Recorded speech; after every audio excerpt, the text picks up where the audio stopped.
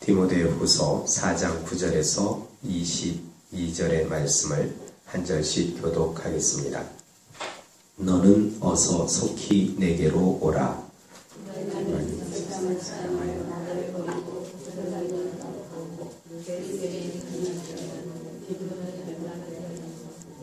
누가만 나와 함께 있느니라.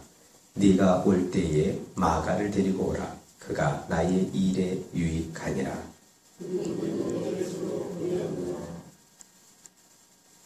네가 올 때에 내가 드루와 가보의 집에 둔 겉옷을 가지고 오고 또 책을 특별히 가죽 종이에 쓴 것을 가져오라.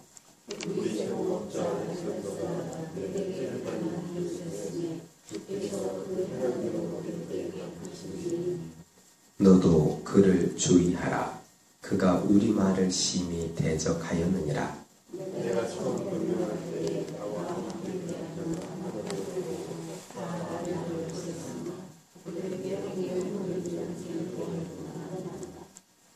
주께서 내 곁에 서서 나에게 힘을 주심은 나로 말미암아 선포된 말씀이 온전히 전파되어 모든 이방인이 듣게 하려 하시니 내가 사자의 입에서 건짐을 받았느니라.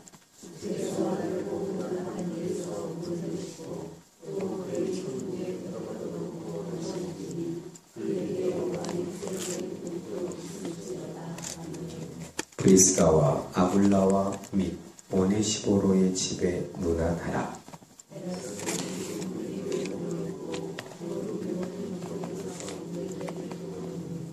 너는 겨울 전에 어서 오라.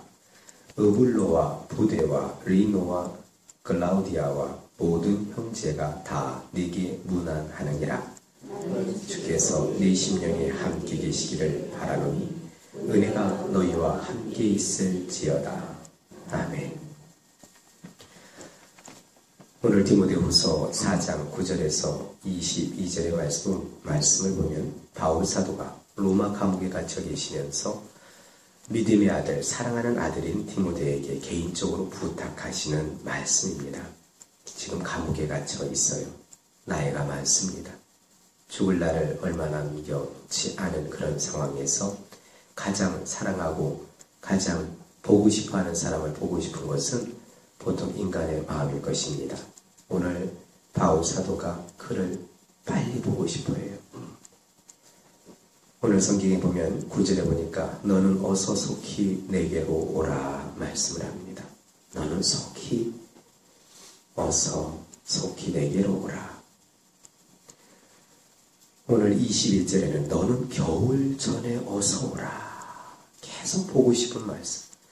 부모님이 병석에서 자녀를 보고 싶어하는 그 모습의 느낌을 우리가 받을 수가 있습니다. 그렇게 보고 싶어합니다. 다른 사람도 아닌 믿음의 아들, 본인이 다른 가족이 있는 것이 아니거든요. 그 믿음의 사람, 그 사람을 보면 그렇게 기쁠 텐데 하면서 그를 애타게 찾고 있습니다. 기다리고 있습니다. 왜 이럴까? 보니까 이분이 너무 많은 상처를 받았어요. 하나님의 사람들이 상처 안 받을 것 같지만 믿음이 있어서 상처 안 받을 것 같죠. 성령 충만해서 안 받을 것 같죠. 받을 거 다 받습니다. 예수님이니까, 예수님은 하나님의 아들이니까 십자가의 고통, 별 고통 아니겠지. 아니요. 고통은 고통대로 다 받는 것이 예수님의 십자가의 고난의 길이었습니다. 그런데 그 십자가의 고난의 길을 예수님의 제자들에게 가라 하십니다. 걸으라 하십니다. 디모데 후서를 가만히 보세요. 복음과 함께 복음을 위해서 너 또한도 고난을 받아야 된다. 고난을 받아야 되는 그 삶을 사는데 바울 사도가 어떠한 고난을 받으면서 살았는지. 이분은 저와 같은 사람이 아닙니다. 바울 사도는 늘 성령의 인도 따라 나갔던 분이세요. 그 감동 속에서 나갔는데 그의 삶에 어떤 일들이 펼쳐지게 됐는지, 어떠한 삶이 그에게 다가오게 됐는지를 오늘 성경에서 잠깐이나마 살펴보고자 합니다. 오늘 10절에 보니까 대만은 이 세상을 사랑하여 나를 버리고 이렇게 돼 있어요. 이분이 버림받은 고통이 있습니다. 우리가 종종 부모님께 버림받는 그런 고통을 호소하는 이들을 보게 됩니다. 있어요.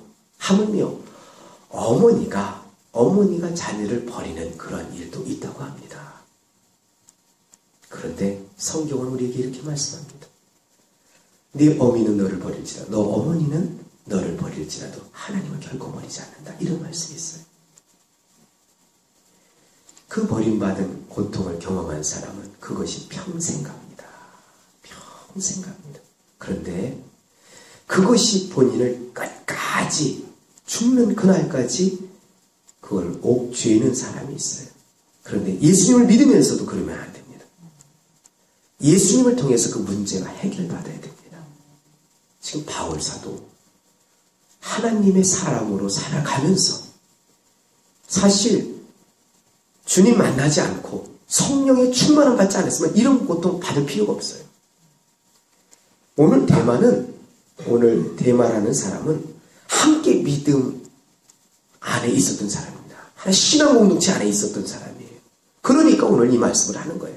나를 버리고 갔다. 세상을 사랑해서 나를 버리고 갔다는 이야기는 나와 함께하던 통역자였습니다. 나와 함께하던 사람이었습니다. 그런데 사랑한 만큼 배신당하면요, 그게 더 밉습니다. 아예 관심도 그 사랑을 주지 않았던 사람이라면 그 정도 배신감 안 느껴요. 하지만 큰 사랑을 많이 줬던 사람, 그만큼 기대했던 사람이 이렇게 이 세상을 사랑하여 나를 버리고 갔다라고 생각할 때는 이분이 얼마나 사무치면 마지막 디모데 후서에 길이 남을 이 디모데 후서에 이렇게 기록되어 있어요. 그런 사람들이 있다니까요. 잊혀지지 않는 사람들이 있습니다. 그런데 하나님의 사람에게 그 이름이 어떤 사람으로 남겨지기를 소망하십니까?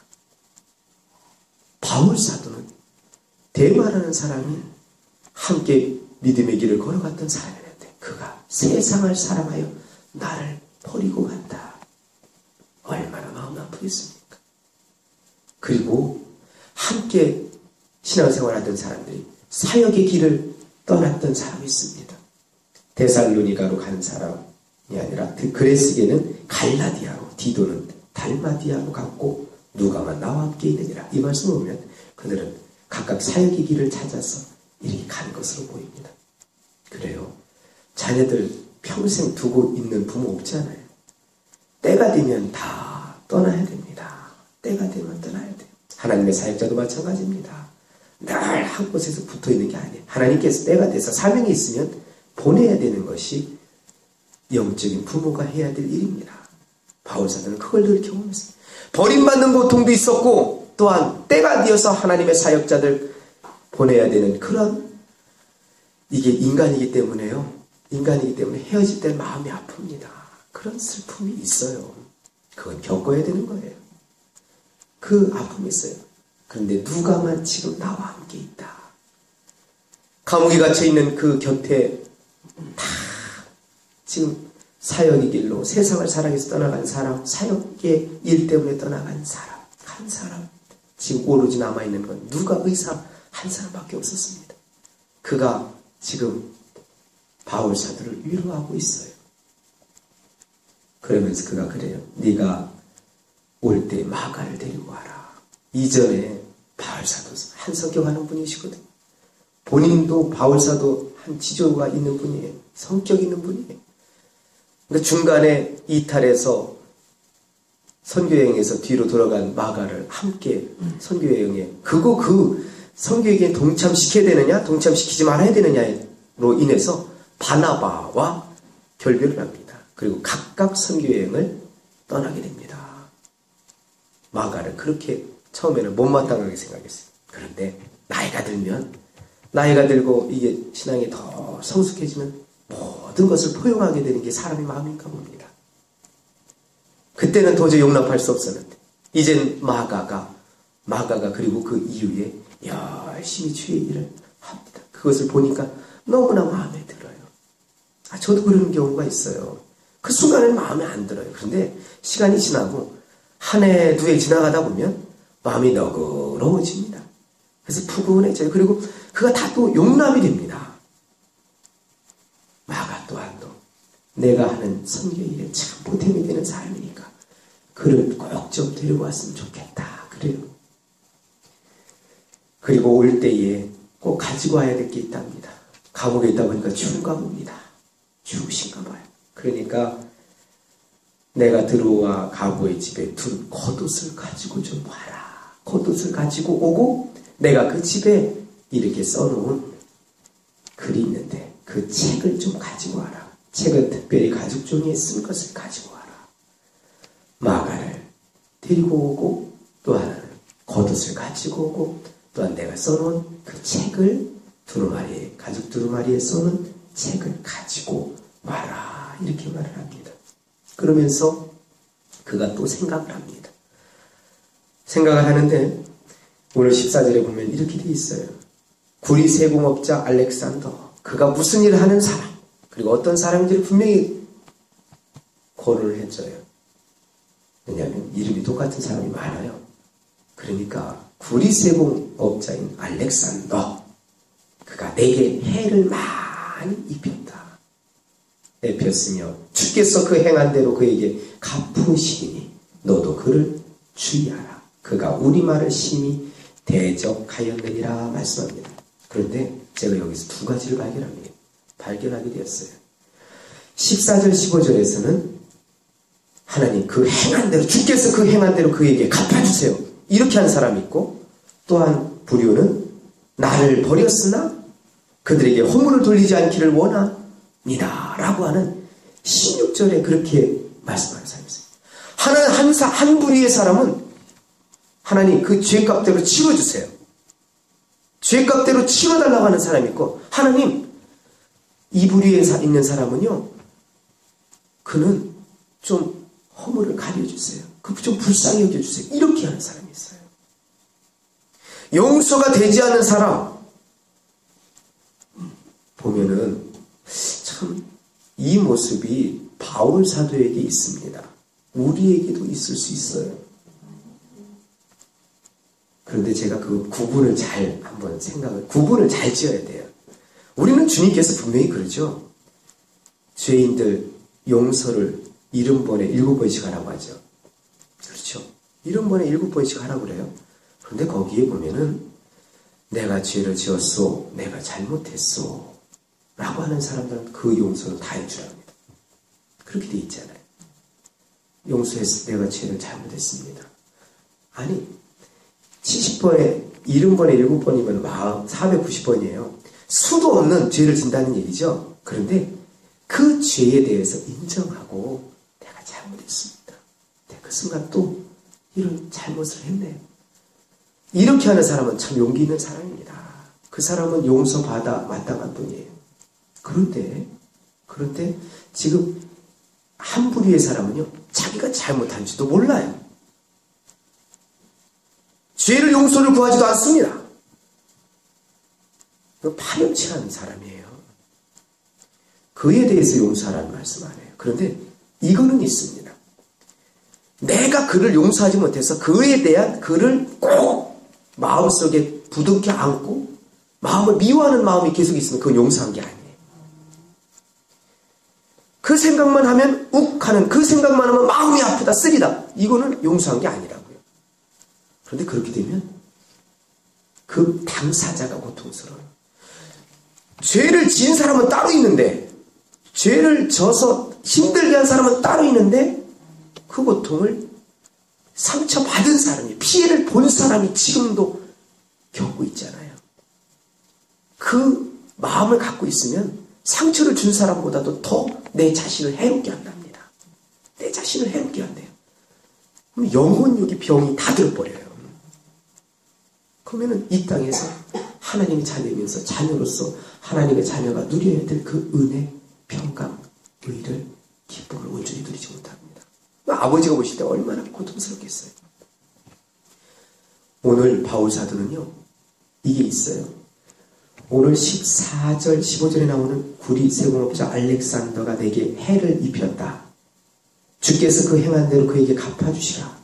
너도 그를 주의하라. 그가 우리 말을 심히 대적하였느니라. 이 말씀을 공동번역 성경에서 제가 보니까 우리가 전도하는 것을 악착같이 반대하는 사람입니다.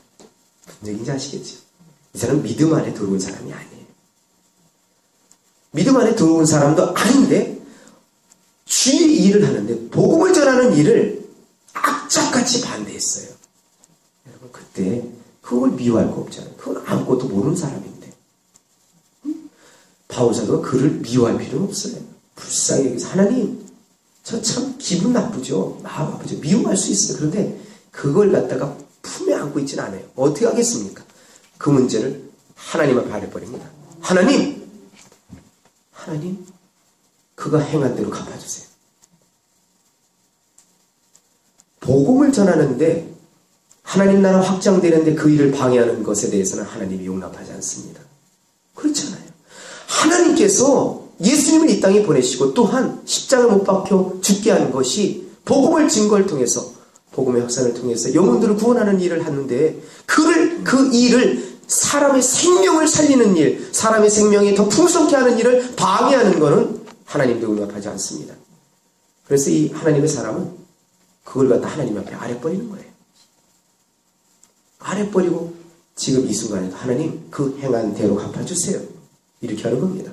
절대 복음 증거하는 일에 복음을 증거하는 일에는 방해자가 되지 마시기를 바랍니다. 일평생. 우리의 자녀들도 마찬가지예요. 결코 그런 일에는 방해하면 안 됩니다. 그런데 오늘 이럴 수 있어요. 오늘 16절에 보면 내가 변명할 때에 아니 바울사도가 무슨 변명을 했을까? 성경을 보니까 복음을 전하다가 누명을 써게 됐어요. 사람들이 복음 전하는 걸 원치 않습니다. 그래서 감옥에 가둬놓버려요. 감옥에 가두기 전에 판결을 받아야 되잖아요. 재판정에 서게 되는 거예요. 그래서 다른 번역 성경에는 재판정에서 변명할 때에 이 얘기가 거론되어 있어요. 재판정에서 변명하는 그 순간에 나와 함께한 자가 하나도 없고 다 나를 버렸으나 저는 여기서 하나님이 그런 감동을 주세요. 믿음이 약해서 믿음이 연약해서 그 재판정에 같이 가지 못하는 거예요. 괜히 그랬다가 내가 손해를 볼까.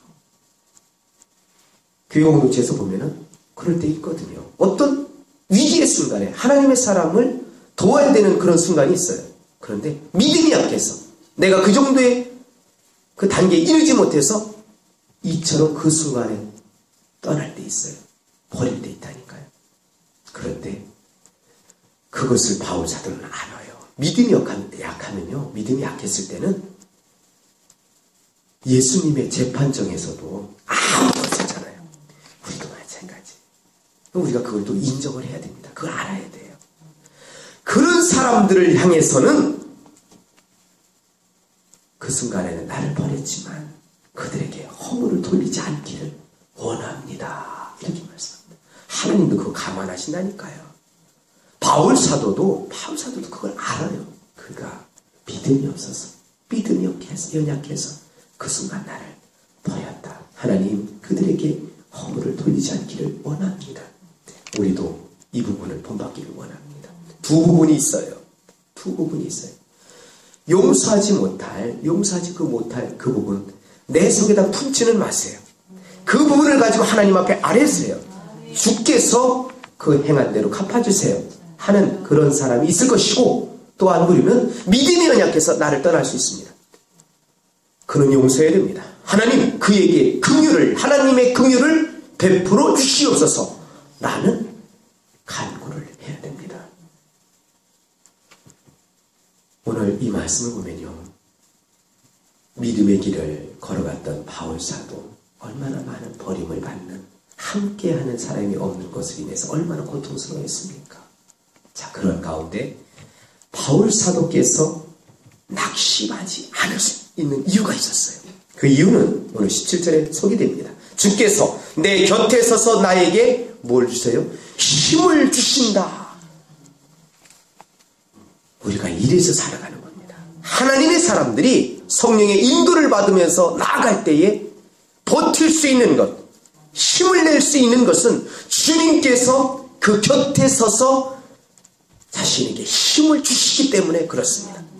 이 힘을 힘입지 않고는 걸어갈 수 없는 길이 온전히 주님의 길입니다. 그래서 왜 하나님께서 그에게 힘을 주셨을까? 가만히 보니까 오늘 성경에는 이렇게 되어 있어요. 나로 말미암아 선포된 말씀이 온전히 전파되어 모든 이방인이 듣게 하려 하심이니 말씀합니다. 이방인의 사도로서 부름받은 그 바울 사도, 그에게 하나님께서 곁에 계셔서 늘 힘을 주셨습니다. 버림받는 고통, 믿음의 사람들이 떠나는 그 고통을 늘 경험하면서도 그가 버틸 수 있었던 것, 견딜 수 있었던 것은 주님께서 그와 함께 하셨기 때문에, 그리고 주님께서 그에게 그 순간순간마다 새로운 힘을 주셨기 때문에, 부여해 주셨기 때문에 그것을 이겨나갈 수가 있었습니다. 그리고 바울 사도를 하나님께서 사자 입에서 건져내셨답니다.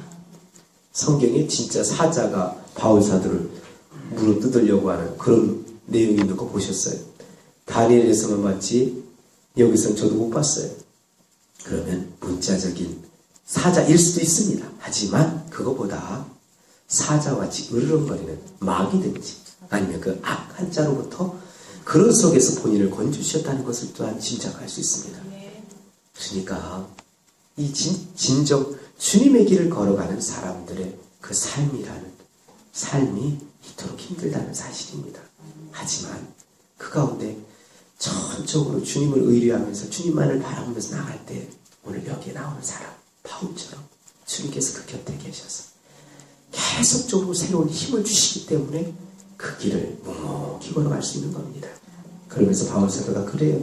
주께서 나를 모든 악한 일에서 건져내시고 앞으로의 이제 그 이후에 모든 악한 일에서 지난 삶 속에서 하나님께서 건져주셨던 것처럼 앞으로도 악한 일에서 건져내실 것을, 또한 그의 천국에 들어가도록 구원하실 것을 저는 믿습니다. 이렇게 고백하고 있습니다. 지난 삶 속에서 하나님이 구원의 역사에 대한 경험이 있습니까? 그 구원의 역사가 지난 과거로만 그치지 마세요. 그 역사하심은 현재도 앞으로도 미래도 우리의 삶 속에서 동일하게 역사하실 겁니다. 그런데 그 가운데 우리가 필요한 게 있어요. 하나님에 대한 이러한 신뢰, 믿음이 우리에게 필요합니다. 네가 믿으면 하나님의 영광을 본다 말씀합니다. 우리에게 진짜 필요해야 될 것은, 필요한 것은 다른 것이 아니라 믿음입니다. 하나님에 대한 온전한 신뢰, 주님께요 온전한 두 손 들고 나아갈 때에 하나님이 손을 뻗쳐주세요. 그래요. 주님 앞에 나오는 사람, 주님, 사람들은 외면할 수 있어요. 하지만 하나님은 결코 나를 떠나지 않고요, 주님께서 새 힘을 주실 뿐만 아니라 주님을 향하여 간절히 찾고 찾는 사람 만나주신다고 합니다. 잠언서 8장 17절에 이렇게 말씀하죠. 나를 사랑하는 자들이 나의 사랑을 입으며 나를 간절히 찾는 자가 나를 만날 것이니라, 이렇게 말씀하잖아요. 그런데 거기 원문에 보면 나를 사랑하는 자들이 나의 사랑을 입으며 나를 새벽에 찾는 자가 나를 만날 것이니라, 이렇게 말씀합니다. 거기엔 새벽이라고 되어 있어요. 나를 새벽에 찾는 자가 나를 만날 것이라 말씀합니다. 그런데 새벽에 찾는 사람을 새로운 번역으로 간절이라는 말로 변경을 시켰어요. 간절히 찾는 사람, 새벽에 찾는 사람이 나를 만날 것이다. 저는 주님께서 새벽에 만나주셨어요. 새벽에 하나님께 기도할 때 하나님께서 은사도 주시고요, 하나님께서 말씀의 세계도 열어주시기 시작하셨습니다. 이 새벽에 하나님의 은혜, 하나님의 은총을 우리 모두 다 받아 누릴 수 있기를 소망합니다. 전 바라기는 그래요. 생명을 얻었으면 이제는 더욱더 풍성한 생명, 하나님은 풍성한 삶을 주시기를 원하십니다. 내가 두 손 들고 주님 앞에 마음문 열고 주님 제게 은혜를 주세요. 제게 은총을 내려주세요. 그래서 온전한 하나님의 자녀로서 온전히 누릴 것 충분히 모든 것 다 누리면서 살 수 있는 은혜를 제게 허락하여 주옵소서라는 간구를 간절히 하릴 수 있는 복된 시간 되기를 소망합니다.